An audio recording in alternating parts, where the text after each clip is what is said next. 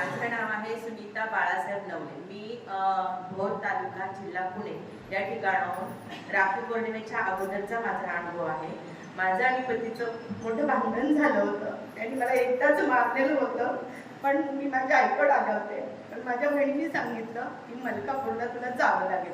मला असं वाटलं मला नाही जायचं, पण तिनं मला इतकी जबरदस्ती केली आणि पहिल्या क्षणालाच मला गुरुवारी इथं आले आणि मी महाराजांना सांगितलं मला 37 वर्ष लग्नाला होऊन पण मला माझ्या पतीनं मारलंय.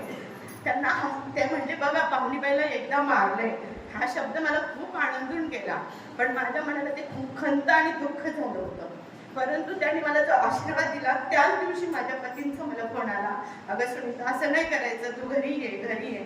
आणि त्यानंतर मी राखी पौर्णिमेला माझ्या भावाकडे गेले. भावाकडून मी माझ्या घरी नांदायला गेले. 37 वर्षानंतर मला पहिल्यांदा मारण्याचं जे दुःख झालं, पण एकनाथ महाराजांनी एका क्षणामध्ये ते दुःख माझं कुठल्या कुठे सोडून टाकलं. आणि आता मला 26 तारखेला माधवबागला मी चेकिंग केलं, तिथं मला ब्लॉकेज सांगितलं, पण आई माझी इतकी मागं लागते, अगं सुनीता एकदा एकनाथ महाराजांचं दर्शन घे आणि तुझे ब्लॉकेज राहणार नाही. आणि आज मला त्यांनी तोही आशीर्वाद दिलेला आहे आणि तीच माझी म्हणजे माझा तो प्युअरली अनुभव आहे. हरिओम.